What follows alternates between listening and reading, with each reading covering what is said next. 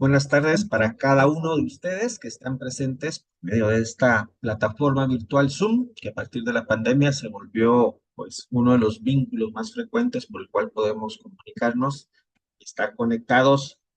Y otro de los beneficios, además de estar conectados y comunicarnos, es que podemos aprender sin necesidad de salir de nuestros hogares.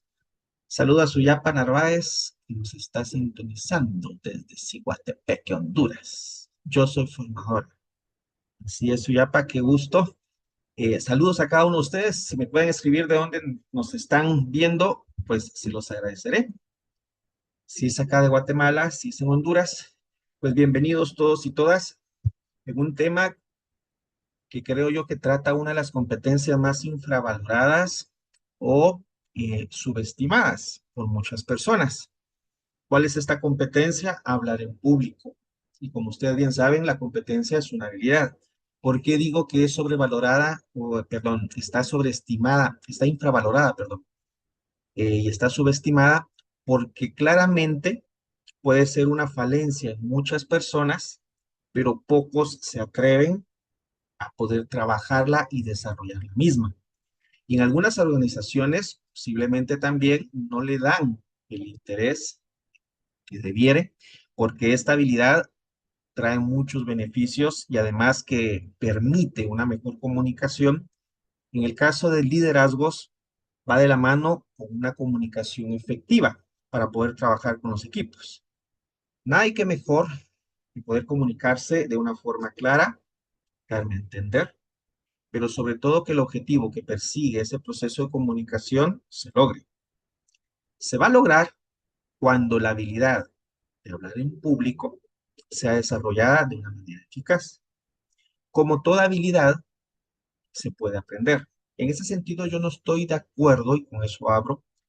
Díganme ustedes, quiero abrir con una pregunta, y por favor pueden responderlo acá en el chat. ¿El hablar en público es un don o es una habilidad?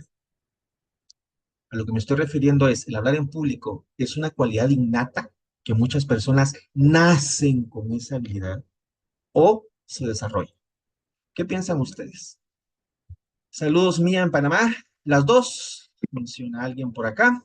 Larisa Viator, Honduras. Bienvenida, Larisa. Julieta, Guatemala.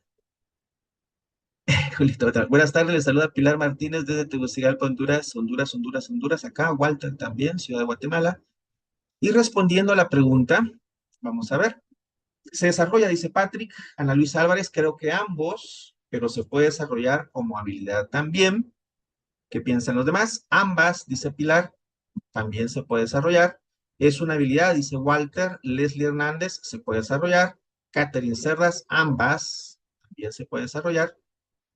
Pareciera que hay una mayoría que sostiene que ambas puede ser un don, puede ser una cualidad innata, esto que es heredado también y que está dentro de nuestro sistema del ácido desoxirribonucleico, conocido comúnmente como ADN, o que también se puede desarrollar.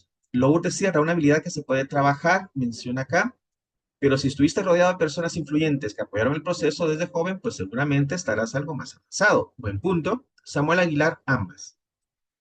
Genial sus respuestas, las comparto, coincido, aunque si me preguntan a mí, y no lo están haciendo, pero yo me inclino más a una habilidad. ¿Por qué? Si bien es cierto, nosotros heredamos de nuestros papás algunas condiciones, no solo fisiológicas, esto que tiene que ver con los atributos y anatomía corporal, también heredamos ciertos atributos de nuestros papás en cuanto a pautas de comportamiento. Pautas de comportamiento o ciertos rasgos que me permiten o que tienden a heredar ciertas pautas en nosotros. ¿Qué es lo que sí podemos heredar? Quizá muchos rasgos de extroversión, ¿sí? Que me permitan, entre otras cosas, si aprendo a hablar en público, a que sea más fácil el proceso. No sé si me explico. Lo que estoy heredando son ciertas pautas o ciertos rasgos en mi personalidad que van a favorecer, entre otras cosas, el desarrollo de ciertas competencias. Ahora, hablar en público, desde mi experiencia, se entrena, ¿sí? Se desarrolla. No sé si me di a entender. heredamos ciertas pautas de comportamiento, ciertos rasgos que van a favorecer el poder hablar en público, pero no es que nazca con una habilidad de hablar en público. ¿Me explico? No es que nazca con esa habilidad que después, una vez aprendo a hablar, ¡pum!, empieza como perico y resulta que no. Hay ciertas características en nosotros que pueden favorecer el desarrollo de ciertas habilidades. Entonces, al menos esa es mi opinión, pero tu opinión también puede ser, en todo caso, la más importante. Pero más importante aún es desarrollar esa habilidad y competencia para que te sea útil en los momentos que lo necesites. Y mira que el hablar en público puede ser tan útil en situaciones tan cotidianas dentro del ámbito social. Por ejemplo, vas a dar unas palabras de agradecimiento en una celebración, en una fiesta, aunque sea tu familia y aunque sean los invitados que conoces, pero hay personas que sufren cuando tienen que hablar en público y ven a un grupo de personas que los están viendo. Ya vamos a hablar del miedo. ¿Cuál es ese miedo escénico y qué es lo que lo provoca? Soy de una idea también. Para poder yo afrontar un miedo, es muy útil, no es que sea un requisito, pero sí es muy útil comprender el miedo, entender de dónde viene para poder afrontarlo de una mejor manera mediante la práctica. En psicología, por ejemplo, cuando se tratan las fobias, uno de los caminos más útiles es afrontar el miedo constantemente. O sea, no voy a vencer yo un miedo evitándolo o evadiéndolo. Entonces, para poder afrontarlo es exponerme constantemente al miedo. Claro que en psicología, en el tratamiento de las fobias, existe algo que se llama desensibilización sistemática. ¿Qué significa eso? Exponer a la persona al miedo de una forma progresiva. Una persona que tiene fobia, por ejemplo, a las arañas, en la primera sesión no le voy a llevar una tarántula en un frasco y se lo voy a poner enfrente, porque posiblemente, lejos de poder ayudarle, lo que puedo acrecentar más es el temor. Entonces, ¿qué sí puedo hacer? Empezar a hablar acerca de arañas, cuestionar algunas creencias o averiguar de dónde vino ese temor. Posteriormente puedo enseñarle, quizás, o lo estoy resumiendo, el dibujo de una araña y ver la respuesta fóbica. ¿Cuál es la respuesta fóbica? Cómo expresa el miedo a la persona a través de su cuerpo y de sus emociones. Posiblemente más adelante le puedo llevar un video de una araña y que la persona entienda que no pasa nada, solamente está viendo un video, pero también calibrar cómo ha ido mejorando, cómo se ha ido disminuyendo ese temor. Y posiblemente al final de ese proceso, estoy hablando desde la psicología. En PNL existen ejercicios un poco más rápidos para el tratamiento de las fobias. Y en el caso de psicología, ¿cuál sería el último momento? Posiblemente llevar una tarántula. Esas que son muy mansas, muy tranquilas, y que la persona se dé cuenta que no pasa nada.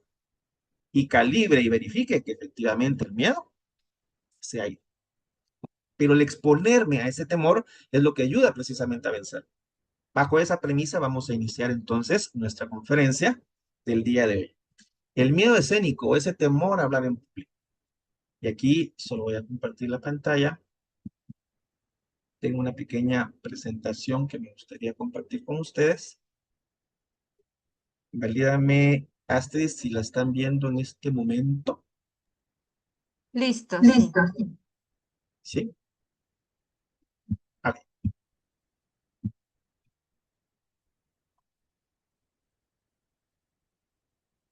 A ver, son solo unas cuantas diapositivas. No pretendo desarrollar tema necesariamente, sino algunas pinceladas de lo que se entiende por el miedo a hablar en público y cómo trabajarlo. Les decía anteriormente que es muy útil entender un temor, de dónde viene, cómo se desarrolla, qué es lo que lo desencadena, para poder después trabajarlo y superarlo. Deberíamos, les dije yo que esta es una de las competencias, el hablar en público, poco valoradas. ¿Por qué? Pero antes de responderlo, me gustaría hacer otra pregunta. De los que están acá en esta conferencia, ¿quién en algún momento de su vida, y ojo que estoy haciendo la pregunta en algún momento de su vida, no necesariamente en este momento, pero también puede ser en este momento, siéntase libre de hacerlo, pero ¿quién en algún momento de su vida ha experimentado temor a hablar en público? Solo me pueden escribir yo en el chat. Simplemente quiero calibrar algo, quiero verificar algo. ¿Quiénes en algún momento de su vida les di yo, Ana? O sea, también Daniela también, siempre dice, cada vez al inicio dice Suyapa, ok, Patrick Fonseca también yo, Samuel también, Juliet también, ok. Lourdes, sí, sudar horriblemente, dice, ¿se considera temor? Ah, si sudar horriblemente se considera temor, entonces sí, dice Lourdes, ¿ok? Y esa es una de las sintomatologías, Lourdes, así que no hay problema, es una respuesta fisiológica cuando una creencia que se ha instalado en mi cerebro precisamente produce esa respuesta cuando yo considero que hay una amenaza, un riesgo en algo. De Yul, Brian, yo en mi caso cuando estoy relajado las ideas fluyen, pero cuando los latidos del corazón se aceleran me pone muy nervioso. Otra respuesta fisiológica que vamos a hablar, el aumento de la frecuencia cardíaca. Samsung SM9388 dice, sí, eso me pasa. Y Samuel dice, sí, nerviosismo y preocupación. De las personas que respondieron, o sea, el 100% de las personas que respondieron, me dicen que sí. De niña sí, pero ahora no, dice Doris. Genial. Depende del tema, dice Pilar. Ah, miren qué interesante. Depende del tema. Más del 75% de ustedes ha experimentado temor a hablar en público. Pues valida mucho porque estudios diferentes, los porcentajes de respuesta y lo que se ha descubierto oscilan en el pequeño experimento que acabamos de hacer ahora. Muchos estudios validan que más del 75% de la población mundial ha experimentado en algún momento temor a hablar en público. Quiere decir que estamos entonces presentes ante un temor muy recurrente, muy común. Así que si a ti te ha pasado eso, no te preocupes, no eres el único, no eres la única. Millones de personas en el mundo han experimentado ese temor. La pregunta es, ¿de dónde viene ese temor? Primero entendamos que la glosofobia viene del prefijo gloso, que significa palabra, y fobia, miedo a. Entonces, el miedo a hablar en público se le conoce como glosofobia. Pero a mí me gusta hacer una diferencia así, una diferenciación en este sentido. Desde mi experiencia, muy aparte es tener temor a hablar en público y otro una fobia a hablar en público. Lo que pasa que en términos generales, pues esos temores estarían comprendidos dentro de la fobia. Pero técnicamente, un temor puede ser una respuesta ante una amenaza que yo creo. Sin embargo, a pesar del temor, hablo en público. En el caso de una fobia, porque hay respuestas fóbicas diferentes, pero en el caso de una fobia, es un terror que para muchas personas les bloquea a tal punto que ya no pueden hablar. ¿Se entiende la diferencia? Entonces también es bueno entender si lo que yo he experimentado es un temor a hablar en público o es un terror al hacerlo. ¿La diferencia cuál es? Un temor puede ser un miedo inicial, pero aún así yo hablo en público. Como te salga y como lo hagas, pero lo haces. No te paraliza el miedo. Mientras que en la fobia, una de las respuestas sí es efectivamente paralizarse. Y en el mejor de los casos, para los que tienen esas fobias, es mejor evadir y evitar la exposición a hablar en público. ¿Se entiende esta diferencia?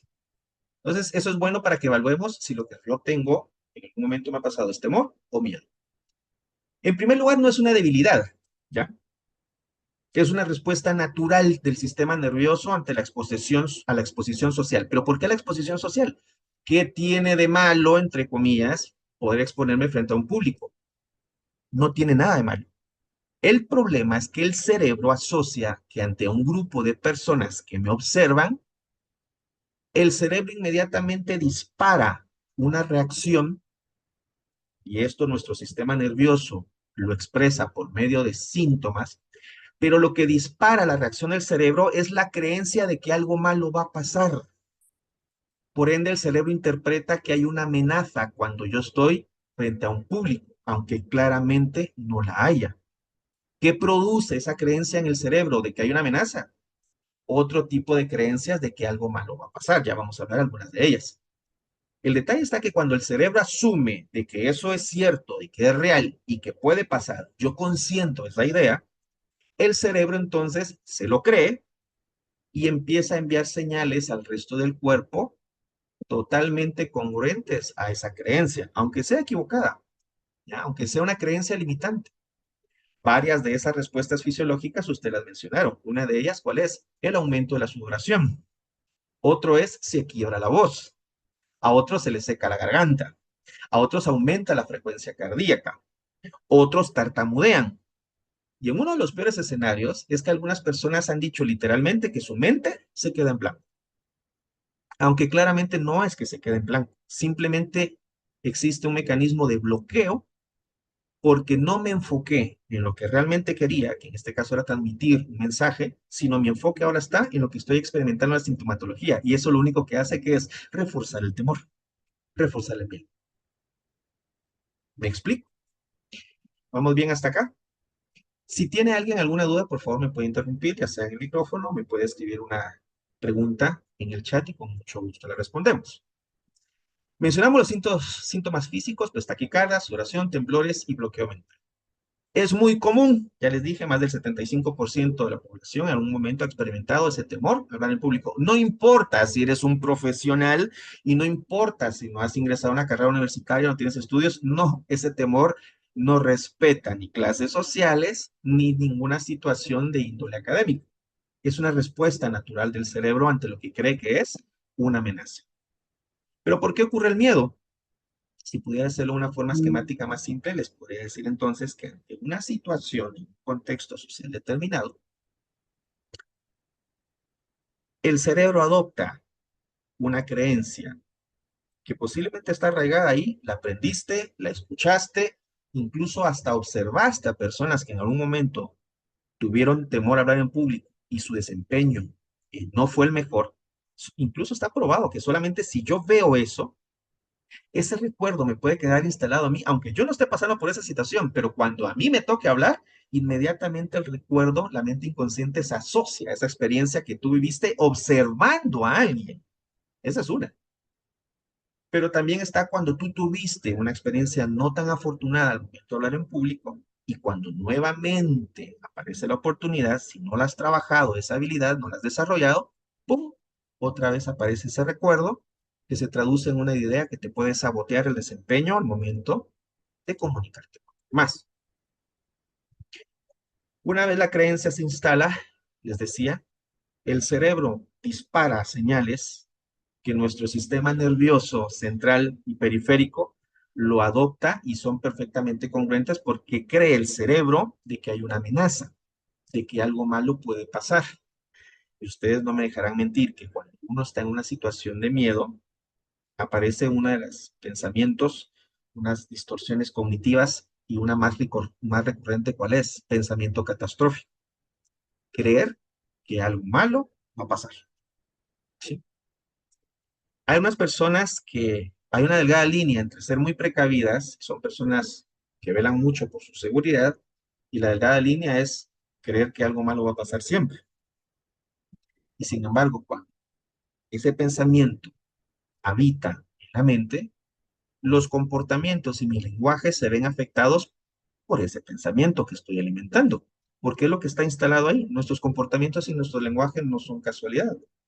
Lo he dicho muchas veces en muchas conferencias y a mis alumnos, responde a un sistema de creencias que yo tengo instalado a nivel inconsciente en mi cerebro desde la crianza y que también ha sido influenciado también por los medios de comunicación y tus experiencias. Una gran mayoría de esas creencias no las has cuestionado. ¿Que no has cuestionado? Si es cierto o no es cierto. Por ejemplo, creencia número uno asociada a hablar en público. Es que si yo hablo en público, se van a burlar de mí, si me equivoco. La pregunta es, uno, ¿cómo sabes que te vas a equivocar si ni siquiera has empezado? Y dos, ¿cómo sabes que se van a burlar de ti? Tres, la creencia que yo tengo del error. Y si me equivoco, ¿qué pasa? ¿Cuál es el peor escenario que podría pasar si me equivoco al hablar en público? También tiene que ver, si quisiéramos extrapolarlo a otras disciplinas y a otros recursos, también tiene que ver el nivel de autoestima que uno maneja. ¿Sí? Mi dignidad, mi integridad como persona no está supeditado a una exposición verbal. Mi valor como tal tampoco está dependiendo de lo que yo hable, como lo hable. ¿Se entiende esto? Y mejor aún, en toda nuestra vida está demostrado, no solo con prueba empírica, sino científica, que cuando me he equivocado, también que aprendo. Depende de cómo proceses el error. Y aquí quiero decirte algo muy importante, y si quieres anótalo. No es el miedo como tal lo más valioso al momento de identificarlo o de experimentarlo. Lo más valioso es cómo interpretas, cómo procesas ese temor. Repito, más valioso no es tanto identificar el miedo, sino cómo lo proceso, cómo lo interpreto, vaya, hasta cómo lo canalizo. Eso es lo más valioso y eso es lo más inteligente y que me puede servir cuando hable en público. Pero entonces, ¿se entiende esto? ¿Cómo es que ocurre el miedo? Estas creencias de que algo malo va a pasar, no creas que surgen espontáneamente o mágicamente. Como la comunicación es un proceso muy normal, estamos expuestos constantemente a eso y posiblemente hemos visto a muchas personas que hablan en público. Incluso hemos escuchado comentarios de personas que han hablado en público y dicen, ay no, ustedes hablan en público, eso da miedo.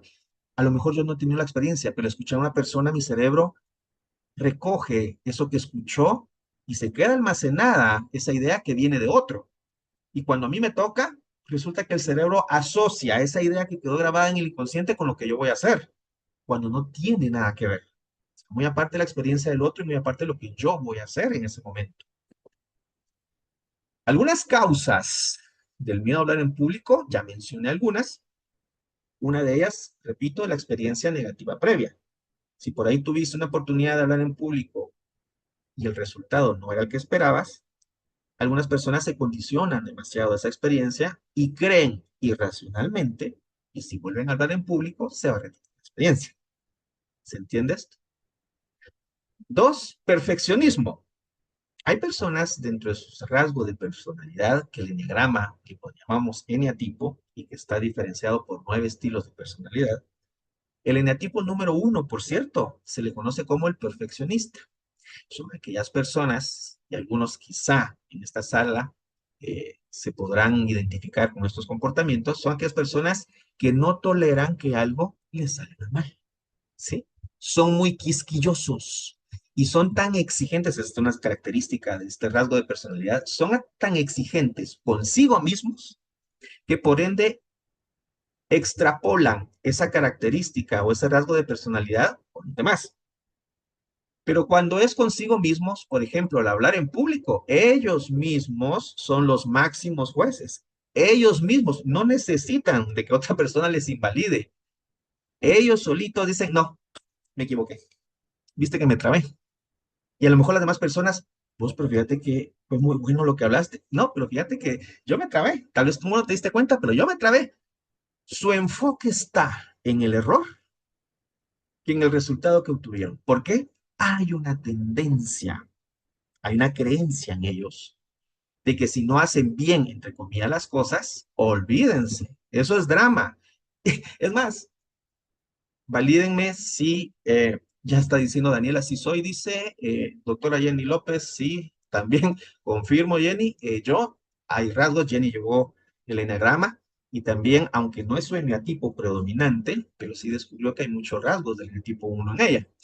El perfeccionismo puede paralizar, dice, sí, más que paralizar, el detalle está que aumenta una carga emocional innecesaria y genera dentro de las sintomatologías el estrés, ¿sí? Porque el perfeccionista eh, no concibe el error, no concibe el error como aprendizaje, sino el error como una equivocación que puede causar resultados desastrosos. Porque el perfeccionista tiene una consigna interna que aprendió de pequeño. En la rama laboral, solo me va a salir un paréntesis, un momento, y voy a hacer un paréntesis. En la rama laboral, el perfeccionista, ¿qué le va a costar? Delegar. ¿Por qué? No confía en los demás. Porque a él de pequeño le enseñaron que para que las cosas se hagan bien, las tengo que hacer yo. ¿Cuántas veces escuchamos esa frase? Quizá de papá o mamá, ya están enojados. Es que para que las cosas se hagan bien, muchachos, yo tengo que estar. Y si yo escuché eso, yo asocio entonces que eso es así. ¿Ya? Pero entonces, Si yo pretendo hacer las cosas que no está mal, lo mal que es, o lo poco útil que es, que yo crea que solo yo puedo hacer las cosas bien. Y si no hago las cosas bien, porque esa es la consigna, para que las cosas se hagan bien, las tengo que hacer yo. La lógica me dice que si las cosas no se hacen bien como yo quiero, entonces ahí viene el conflicto con el perfeccionista, ¿sí? Y el perfeccionista sufre en ese momento. Y es posible, y no sé si coincidas, que cuando te equivocaste en algo, al perfeccionista puede pasar toda la tarde y noche pensando en eso, en ese error. Incluso va en el carro y va en el bus. Perdónenme la expresión y perdónenme el español. La cagué. Sí, la cagué. La verdad es que sí, la cagué. Y va pensando en lo mismo, y va pensando en lo mismo, en lo mismo, en lo mismo. Y las demás personas le pueden decir, vos bien, ya pasó, ya pasó. Y la otra persona, es que para mí no, esto dejó huella. Y es una idea rumiante y constante, porque no se toleran, no se permiten equivocarse. Si soy, dice Daniela, Lourdes se tapa los ojitos, a lo mejor se siente identificada, o le en sus ojitos, una de dos. Suyapa dice, sí he pasado hasta una semana con el tema. Sí, cuidado con eso, Suyapa, y para los demás, porque el problema es que esos pensamientos se vuelven entonces los primeros pensamientos saboteadores. ¿Por qué? De mí no va a estar hablando, maestro, dice.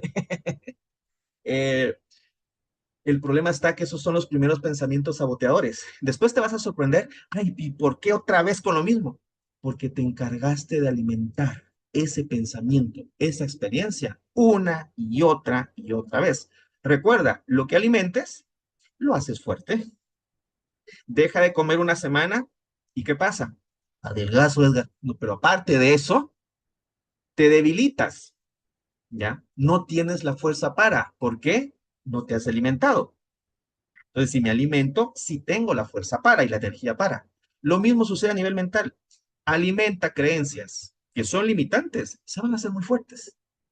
Y después te vas a preguntar, pero ¿por qué es que reacciona así? Es que solamente eso hablas, solamente eso piensas, solamente eso reproduces en tu imaginario y entonces el cerebro se lo cree. Recuerda, lo que le ingresa a tu cerebro, el cerebro lo va a procesar como una verdad muchas veces y no lo va a cuestionar hasta que no hagas ese ejercicio consciente de decir, ¿esto es cierto o no es cierto? ¿Sí?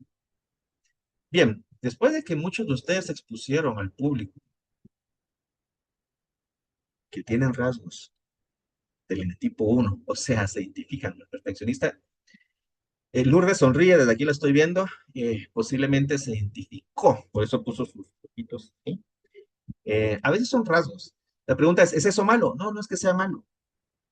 No, los genotipos o tipos de personalidad no es que sean buenos o malos, simplemente cuál debe ser el trabajo de cada uno. Cómo poder eh, cultivar y alimentar los rasgos positivos y útiles de este tipo de personalidad y aprender a identificar cuáles son aquellos que me pueden limitar. Otra de las causas de hablar en público, repito, ya dijimos las creencias limitantes, mm, pero me voy a tener en otra creencia limitante. Otra es, eh, les decía, me voy a equivocar. ¿Y qué pasa si te equivocas? Aprendo. En la vida está demostrado que cuando nos hemos equivocado, también aprendemos. Si hago ese ejercicio consciente de valorar esa equivocación para generar un conocimiento que en el futuro me sea útil. Otra de las causas es una necesidad en algunos imperiosa de qué? De aprobación, de que te digan que lo hiciste bien. Por el contrario, alguien con esa necesidad, si le dicen que salió mal, ahí viene el conflicto. ¿Sí? Por ejemplo, y ahora me voy a ir al eneatipo 2, el servicial le encanta servir a los demás. Por ende, busca mucho la validación. Inconscientemente, desde el ego le gusta que le estén diciendo, ay, qué bueno sos vos, ay, gracias por ayudarme, es que vos sos bien bueno, sos bien pilas en lo que haces. Esa aprobación alimenta mucho el ego de ese rasgo de comportamiento. Por ende, ¿cuándo crees tú que sufre? Cuando lo invalidan o no recibe esa aprobación. ¿Sí? Y ahí entra el conflicto. Otra de las causas, permítanme un momento, otra de las causas Ya dijimos, el perfeccionismo es anticipar negativamente. Esto se responde con una distorsión cognitiva llamada pensamiento catastrófico. También lo mencioné, la creencia errónea de que algo malo va a pasar. Eh, Hablando del mundial, los mexicanos acuñaron una frase, y sí, sí, como una frase que ponía, habría la posibilidad, y si clasificamos, y si ganamos, pues es genial. Al final nos resultó. Por otros temas, futbolísticos, si quieres, y extrafutbolísticos. Pero eso de, y si sí, era una creencia que buscaban alimentar que generaba esperanza. Pero ¿por qué lo menciono que puede ser positivo? Porque alguien me puede decir, Edgar, es que si hablo en público ahorita me voy a equivocar. ¿Y si no te equivocas? ¿Y si te va bien? Una vez un cliente en una sesión de coaching me dijo, Edgar, quiero poner mi empresa. Genial. Y dije, yo, ¿qué es lo que te lo impide? Edgar, ¿y si me va mal? Y yo le respondí preguntándole, ¿y si te va bien? Edgar, pero ¿y si no tengo clientes? ¿Y si sí tienes clientes? Le dije, y utilicé ese, y si sí. Noten que el lenguaje de él estaba enfocado en lo negativo, anticiparse negativamente. Mis preguntas, ¿cuál eran? Que él se diera el permiso también de que así como existe, según él, la probabilidad de que le vaya mal, también existe la probabilidad que le vaya bien. La pregunta es, ¿dónde está tu enfoque? ¿Dónde está tu atención? ¿En el error? ¿En lo que no quieres que suceda o en lo que sí quieres que pase? Y eso es muy importante, porque mi enfoque permite concentrarme y generar recursos, energías y creencias desde lo ideal. Si mi atención está en el error, entonces el cerebro se enfoca, desarrolla energías, genera energías, pensamientos y emociones desde lo negativo. Y ahí están los resultados entonces que produces. Voy a apretar el acelerador. Dice, me gradué en una escuela, Pilar dice, me gradué en una escuela bilingüe y pienso en inglés. Y me complico al traducir antes y ser directa, no tan explicativa. Algunas personas que somos bilingües, no, yo no, eh, mastico el inglés, pero no voy a decir que soy bilingüe. Voy a decir la creencia común de muchas personas. Lo entiendo, Edgar. Lo que me cuesta es hablar. Para algunas personas que sí piensan en inglés, porque me han dicho muchos maestros en inglés que para aprender inglés piensan en inglés, hablan inglés. Y entonces cuando están muy expuestos a hablar en inglés, cuando quieren hablar en español, por ahí, pero es una cuestión solamente de hábitos y de exposición constante. O sea, si estoy más habituado a hablar inglés, por ahí conozco a varias personas que dominan el inglés y una de las características es que empiezan a insertar que palabras en inglés cuando están hablando en español, porque se les olvidó cuál es el sinónimo, cuál es la traducción o el significado de esa palabra en español. Eh, es común, pero es una cuestión también de entrenamiento. Spanglish, le dice Pilar, totalmente de acuerdo. Y por último, otra de las causas, pensamientos intrusivos. Ya expliqué. Los pensamientos intrusivos son aquellos que aparecen constantemente, pero que parten de creencias limitantes. ¿Sí?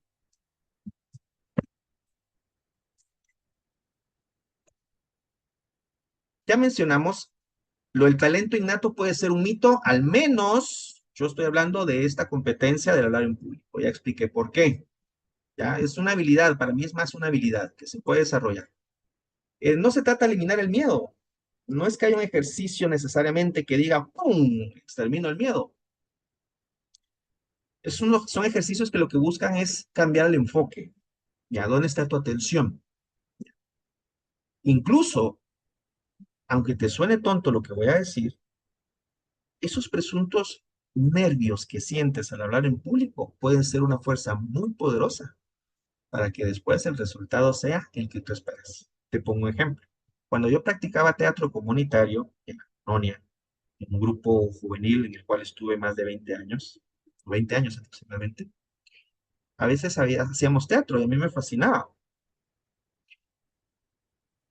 Y tenía muchas veces los roles protagónicos, porque a Edgar le encantaba actuar. Cuando decían, ¿quién quiere salir de qué? El otro levantaba la mano. ¿Quién quiere hablar en público? Yo. ¿Quién quiere dar el tema? Yo. Desde que tengo uso de memoria de pequeño, eh, a mí la exposición social o la exposición frente a un público, lejos de intimidarme, me gustaba. Al menos es lo que yo recuerdo, me gustaba. ¿Tenía respuestas nerviosas? Por supuesto que sí, genial. Eso significa que mi sistema nervioso funciona bien. Me sudaban las manos, aumentaba la frecuencia cardíaca, pero había una diferencia. No me asustaba, porque a pesar de que yo tenía esa respuesta, me di cuenta que no era el miedo, era una ansiedad por salir a dar lo mejor de mí, ¿sí? Entonces mi enfoque estaba en hacer lo mejor posible las cosas. O sea, mi mente no estaba enfocada y me voy a equivocar, se van a volar. No. Y recuerdo que desde muy joven yo tengo una consigna, si alguien se burla de mí, perdóneme la expresión, me vale 20. No me importa, me resbala por una sencilla razón. Y si te sirve, comprende algo. Y de ahí estás también destruyendo el andamiaje que soporta esa creencia limitante. Si alguien se burla de mí, lo único que está mostrando es que no tiene los cojones que yo sí tengo para hablar en público. Y entonces, de su respuesta más cómoda, sentado, le va a ser más fácil burlarse. ¿Por qué tendría yo que afectarme o verme afectado por una reacción de otra persona que a veces ni conozco? ¿Por qué tendría yo que verme afectado por eso? Tan endeble es mi andamiaje en mi autoestima para que un gesto, una risa, me bloquee a tal punto que destruya lo más importante que es comunicar algo que es importante para mí. Ahí te lo dejo para que lo pienses. ¿Ya? Entonces, si alguien se burla de mí, a mí me resbala. ¿Por qué? Mi enfoque está en lo que quiero transmitir. Eh, Aparte que yo respiro aire, no personas. Que yo me voy a morir el día que me falta el aire, no personas. ¿Me doy a entender? Entonces no vivo a las personas, vivo del aire. Quédate sin aire y vamos a ver si puedo vivir. Ahora, lo que diga o no diga una persona, me valide o no me invalide, no vivo de eso, no vivo de eso. Lo que sí me ayuda es el conocimiento y la aprobación que tenga yo de que yo hago. Ahora, si otras personas te validan, pues genial, te puede servir como un estímulo, como una señal de que estás haciendo bien las cosas, pero no depende de eso, mi vida. Ni mi seguridad como persona no depende de eso. Cambia el enfoque de cómo me ven a qué quiero aportar. Y yo todavía te lo pongo un poco más. No sé si yo dibujé esa línea roja, ustedes ni cuenta me di, perdón, pero no sé si la dibujé yo, pero creo que se puede borrar. Cambia el enfoque de cómo me ven a qué quiero aportar. Yo te diría otra cosa. Cambia el enfoque. No te quedes en me voy a equivocar, se me va a olvidar, me voy a bloquear. El enfoque que es quiero hacerlo bien, quiero aportar algo que sea valioso, me voy a lucir, voy a hacer lo mejor que pueda. Alguien dirá, ay, Edgar, ¿será que funciona así? Es que el cerebro, hay una premisa en psicología que dice, a donde te enfocas, te vas a dirigir. Si te enfocas en el miedo, ahí vas derechitamente. Una persona que quiera saltar en bungee, este ejemplo lo he puesto en muchas conferencias, si es su primera vez, quizá va a sentir mucho temor. Yo lo sentiría, porque una de las fobias que yo tuve es a las alturas. No era tan aguda porque una fobia así, un terror, hay personas que ni siquiera pueden subir una pasarela. Ya conozco casos así. En mi caso, no. En mi caso era ciertas alturas, pero una pasarela, mal. Pero una persona que se va a tirar en bungee, en el preciso momento, si lo piensa demasiado, ¿y qué va a pensar? Ay, algo malo va a pasar, se va a reventar eso. Ahí se paraliza. Y muy difícilmente va a saltar. No sé si alguien está rayando, cuidado con su puntero, pero ese les juro que no fui yo.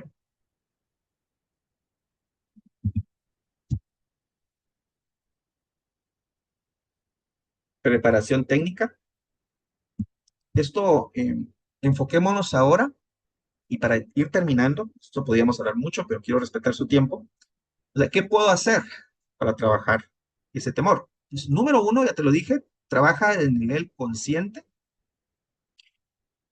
cuestionar las creencias que tú has adoptado, incluso de manera inconsciente, eh, sobre lo que es hablar en público. ¿Qué debes de cuestionar? Si es cierto o no es cierto. Una forma es el trabajo consciente. La terapia cognitiva o el metamodelo de lenguaje en PNL te puede hacer preguntas. ¿Dónde aprendiste eso? ¿Podrías asegurar al 100% que eso es así? ¿Tuviste una experiencia en tu vida en el cual te fue bien? ¿Qué hiciste para que te fuera bien en ese momento? Son preguntas válidas.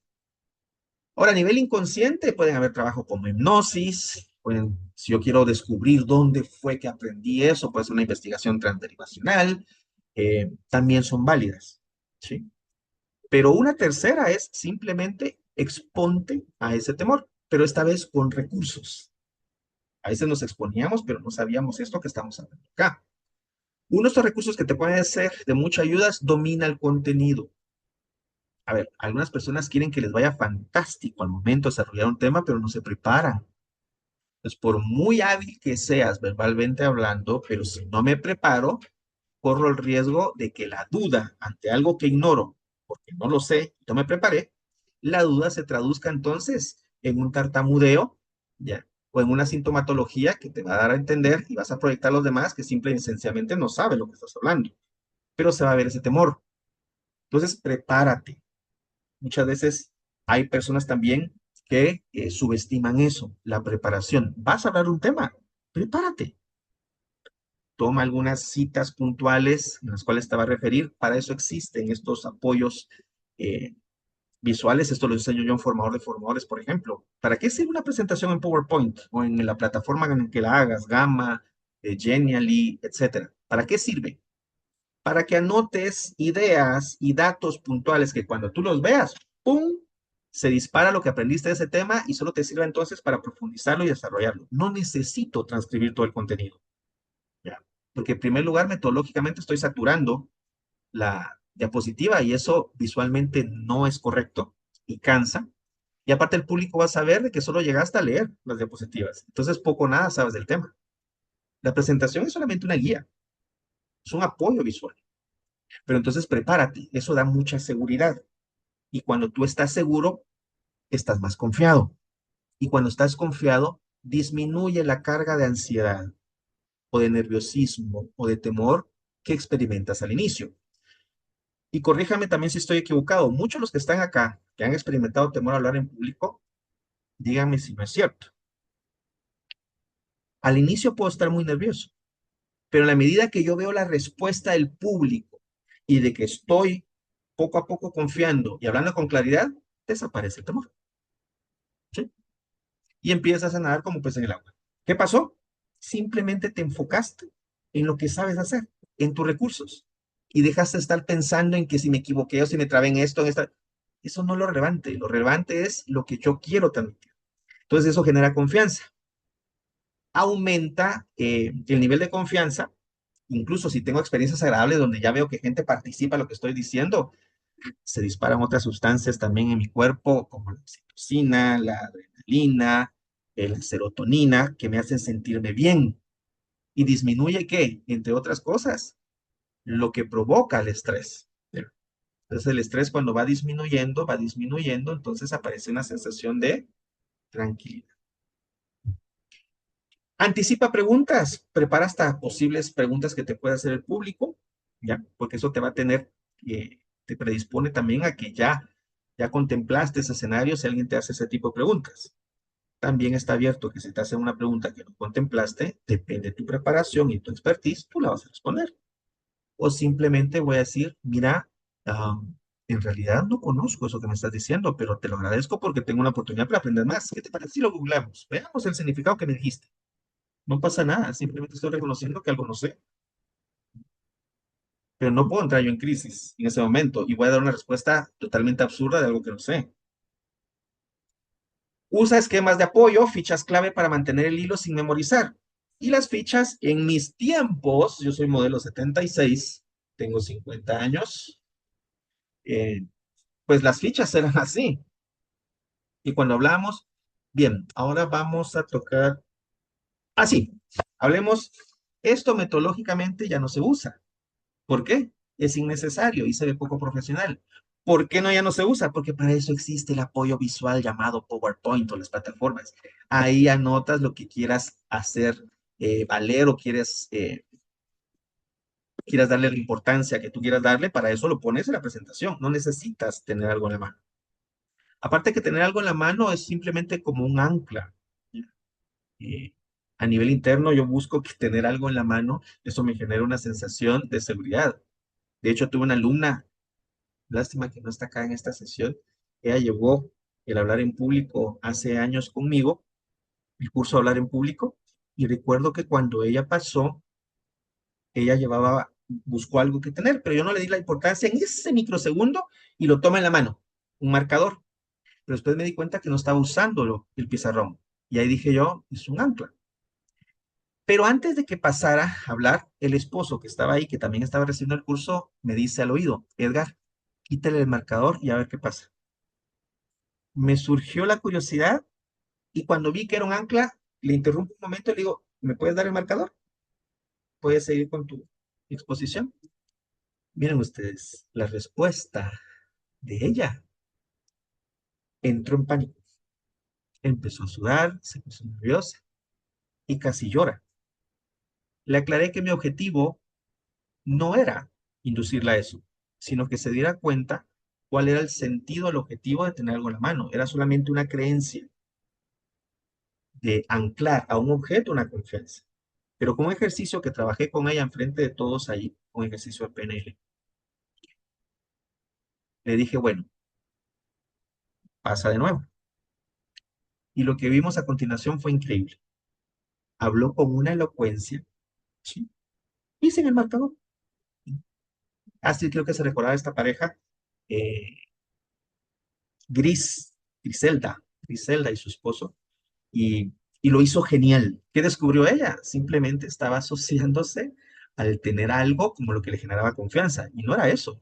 Ella generaba confianza por su seguridad en lo que hablaba, sus conocimientos. Cuando explotó y se enfocó en eso, todo fluyó, ¿sí? Porque yo le dije, ¿por qué es sano esto, lo del marcador? Porque en algún momento te va a tocar hablar y no vas a tener nada en las manos, ¿y qué vas a hacer? ¿Qué vas a hacer en ese momento? Bien, para ir terminando,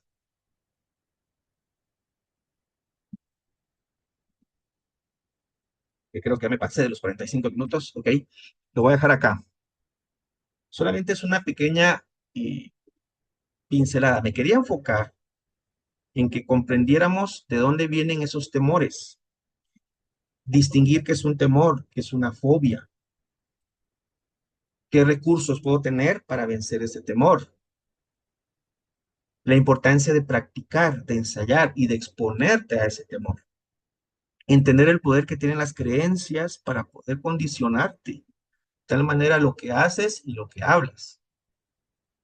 Pero lo más importante, y eso puede ser tema ya en el curso Hablar en Público, es practicar, pero con herramientas, técnicas y recursos que están probados y que funcionan.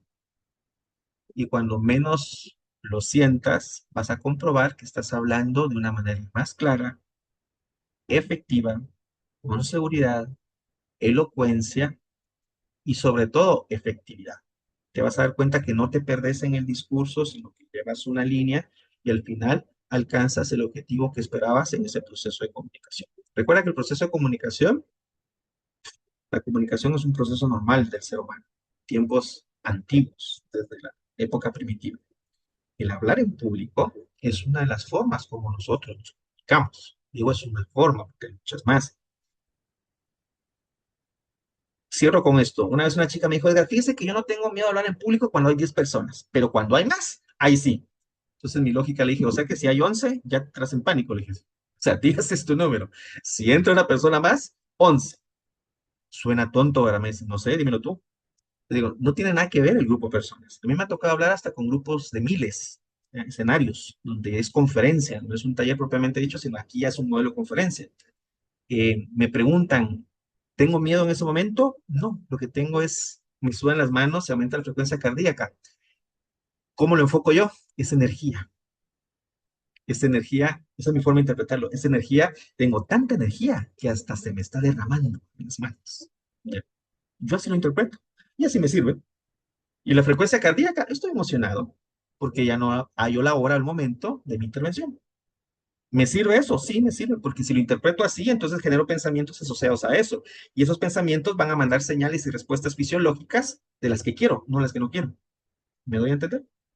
Por ahí habrán otras técnicas y herramientas que te van a ayudar, como el storytelling, saber contar historias, el prepararte, la dicción y saber algo que se llama la triple estructura de la comunicación paraverbal. Entender el volumen de la voz, la velocidad con que hablas y el tono, pero eso lo podemos ver si tú decides acompañarme a desarrollar esta habilidad en el seminario de hablar en público, la información que te va a dar Astrid a continuación. Antes de retirarme, ¿hay alguna pregunta que tengas? Doris Sánchez dice, excelente conferencia, gracias. Gracias a ti, Doris, por estar acá. Eh, Pueden hacerse una pregunta, pues yo la contesto con mucho gusto. Excelente tema, dice Walter. Mañana daré una charla ante 200 personas y me llevo buenos tips. Muchas gracias. Te va a ir bien, ¿ya? Te va a ir genial. Si quieren perfeccionar sus técnicas, los espero en el seminario, ¿ya? Quizá pueden aprender cosas diferentes. ¿Cuáles son las otras dos fases? Ah, perdón, no le hagan caso, eso se coló ahí en la diapositiva. Eh, Se coló en la diapositiva. Gracias, dice Idania. Excelente, gracias. Si no hay ninguna pregunta, yo le dejo el espacio a Astrid para que les dé la información en el seminario. Me encantaría verlos para los que deseen desarrollar. Y sobre todo se van a sorprender cuando al final del mismo se den cuenta que hablan más seguros y hablan de una mejor manera. Gracias, Suyapa. Entonces, Astrid, te cedo la palabra. Gracias, gracias. Gracias, Edgar. Solo voy a colocar por acá la imagen. Me dicen si la... Solo me permite, Astrid, le respondo a Pilar, hay una diferencia cuando deseas Ok, ser speaker. El speaker es aquel que busca, en palabras generales, tener la habilidad de dar conferencias. ¿Sí?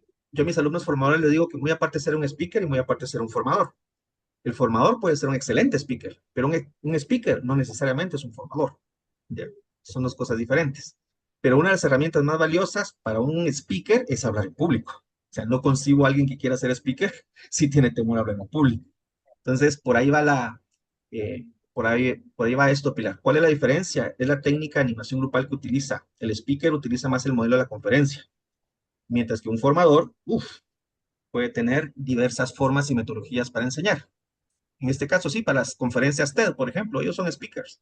Y realmente no es esa su profesión. Por ejemplo, las conferencias TED han ido cantantes, exfutbolistas, expolíticos. No son conferencistas. Lo que aprenden es una técnica, es un esquema, que por cierto yo enseño en formador de formadores, mis exalumnos me dejan mentir. TED les brinda una guía para que ellos la aprendan y así puedan hablar en público de una manera efectiva durante 12 o 14 minutos que duran las conferencias TED. Eso responde a la pregunta. Ahora sí, Colocha, te dejo a ti. ¿listo? ¿Sí me escuchan? Sí, Perfecto. Muy bien, como comentaba acá el profesor Edgar, pues es una gran oportunidad que lo tengamos por acá este año en Guatemala a impartir la formación. En Honduras ya se realizó este año, ¿verdad? En Honduras. sí, te mando Ok, nosotros. ok, nos hacía falta Guate. Entonces, por acá, para quienes están en Guatemala, nosotros tenemos lo que es la formación el día sábado 8 y 9 de agosto. Nosotros estamos, zona 10, Ciudad Guatemala. Entonces, para que quienes estén interesados en recibir más información, por favor me dejen en el chat lo que es su nombre, en este caso el país, ¿verdad? Porque puede ser que alguien no esté en Guatemala, pero igual el profesor tiene otras herramientas, más formaciones, entonces les podemos estar contactando y el número de teléfono para que cuando en este caso terminemos la conferencia les podamos contactar. Entonces, por favor, en el chat, si me pueden colocar su nombre, país y número de teléfono para obtener más información. También porque en el caso de Guatemala, ¿verdad? Y justamente también en los otros países, el profesor ya es bastante conocido. Por ejemplo, en Guatemala tenemos un cupo bastante limitado para la formación y ya estamos más del 50% de alumnos inscritos, porque la formación que el profesor brinda no solamente es una formación teórica, sino que son muchas áreas prácticas y algo que a mí me gusta recalcarles dentro de la formación y que es ahorita que tenemos aquí al profesor, ¿verdad? Gracias, Pau. En relación a ello, es que se trabaja que puedan ustedes hablar en público desde su ser, ¿verdad? Y quizá ahorita que está acá el profesor nos pueda comentar un poquito respecto a eso, que algunos también me han hecho esa pregunta, ¿verdad? ¿Qué se refiere cuando dice que voy a hablar y voy a desarrollar mis habilidades desde mi ser?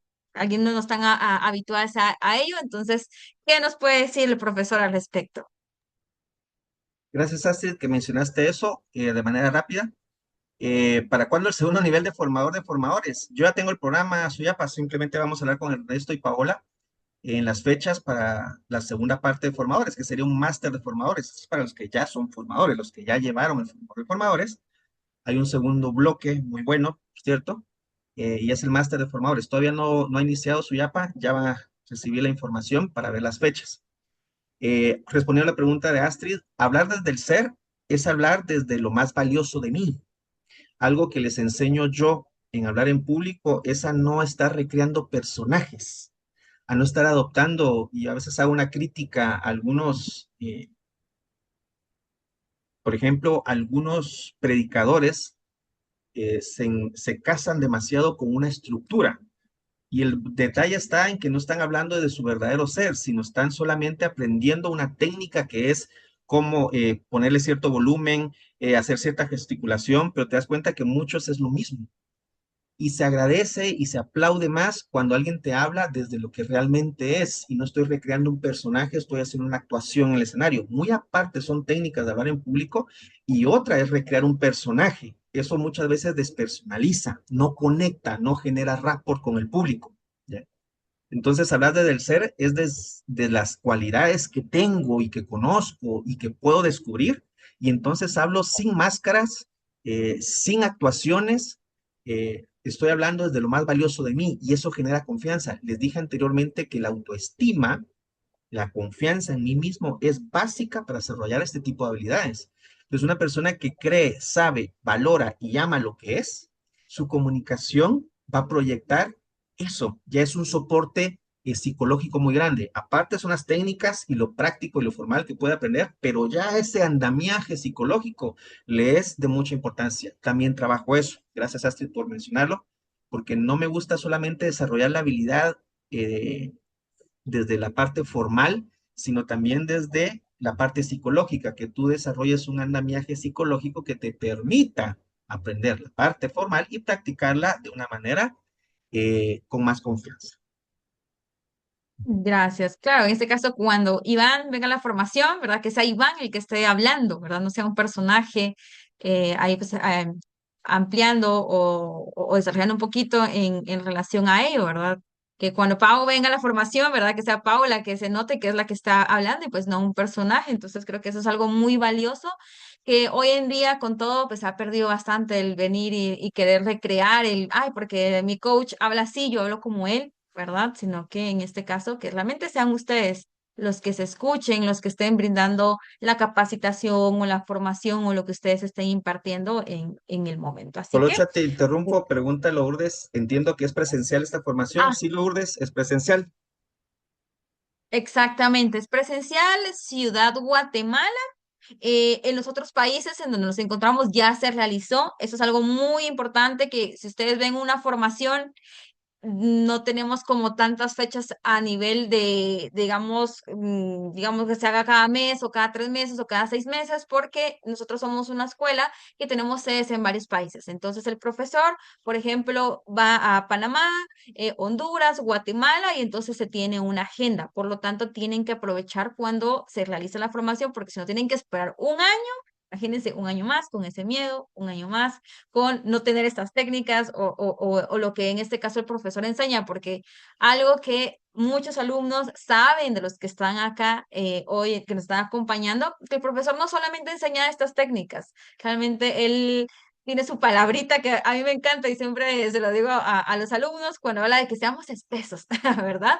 Entonces, no solamente va a enseñar esto, él tiene una gran cantidad de herramientas, aparte de las que les mencioné al inicio, por lo tanto, él puede apoyar y brinda mucho más que solamente herramientas de hablar en público. Así que es una formación en donde los esperamos y, ok, Lourdes, perfecto. Nosotros, bueno, te contacto cuando tengamos por ahí la próxima fecha para Panamá. Y mientras tanto, los demás, por favor, me pueden colocar por acá.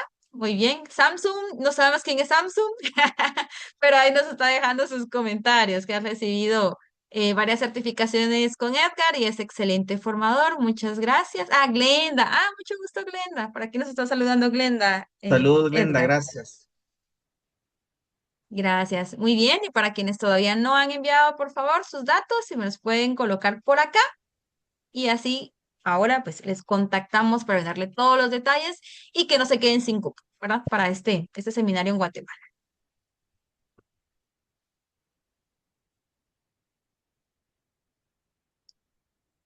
Muy bien. Entonces, muchas gracias por acompañarnos el día de hoy. Vamos entonces a ir cerrando. Gracias, Samuel, de Honduras. Entonces, ¿alguna última pregunta? ¿Algo último que nos quiera decir el profesor en este momento? Y yo me quedo un ratito más para quien tenga alguna otra duda más a nivel administrativo. Entonces, solo para ir cerrando, ¿alguna dudita? Si no hay ninguna duda, gracias por escribir su nombre, teléfono, el país. A Lourdes, atenta porque todavía tenemos por definir qué otros cursos se van a dar ahorita en este resto del año en Panamá, por ejemplo. En Honduras, ya me dejaste dudando si ya lo di. No recuerdo si hay alguien allá de la sede y seda en Honduras que me confirme, pero porque yo Yo soy recuerdo que se olvidadizo, impartió soy enneagrama. olvidadizo. No Ujú. recuerdo si se dio ya el hablar en público, pero, y si no, pues igual lo vamos a llevar. Si no fue así, pues posiblemente habrá chance en este semestre. Eh, Ok, entonces los hondureños, déjenos aquí de una vez sus datos para, para ir armando el grupo para Honduras. exacto, exacto. Em, para, para despedirme, solamente desearles lo mejor. Eh, Cualquier habilidad que ustedes quieran desarrollar, cualquier competencia, les es muy útil dentro de las organizaciones donde ustedes trabajan. Gracias, Daniela, por tus datos, Jesús también. Em, Les va a ser muy útil desarrollar competencias. ¿Y cómo se desarrollan las competencias? Practicando. Entonces, solo te dejo con esta frase. Em, Hablamos porque tenemos algo que expresar y eso expresar es muy valioso. Por ende, nunca permitas que otras personas te silencien, te digan que no puedes o lo que tú hablas no es importante. Si el proceso de comunicación es natural, todavía es más valioso lo que emerge de mí, mi forma de pensar y de sentir. Es valioso. ¿Qué persigue este seminario? Simplemente que tengas una técnica para que eso que expresas sea efectivo, sea claro, sea elocuente, tenga la capacidad de influir, ¿por qué no en los demás? Y eso ya es una ganancia. Así que de mi parte, muchas gracias. Feliz fin de semana. Nuestros países no clasificaron al Mundial. Ni modo, nos queda a veces en ocasiones aupar a otro equipo. Yo de pequeño le voy a Argentina, así que hoy la vi, pero muy cerca. Casi quedan eliminados, pero que gane el equipo que simpatices y que esto pues al final sea una fiesta desde el ámbito deportivo. Excelente semana, muchas gracias y nos vemos en el seminario en agosto.